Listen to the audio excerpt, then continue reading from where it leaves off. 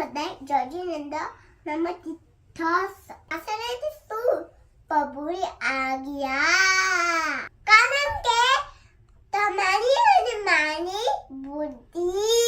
આખા વિશ્વને જાણવા માટે સક્ષમ નથી કારણ કે જ્યાં સુધી કહેવાનું જ્ઞાન નહીં થાય ત્યાં સુધી આપણે કોઈ વિશ્વ દેખાવાનો જ નથી પ્રભુએ જ્ઞાન પામ્યા પછી એક જ વસ્તુ કરી છે એનું કોઈ જ્ઞાનનું દાન કર્યું છે એનો મતલબ એમ છે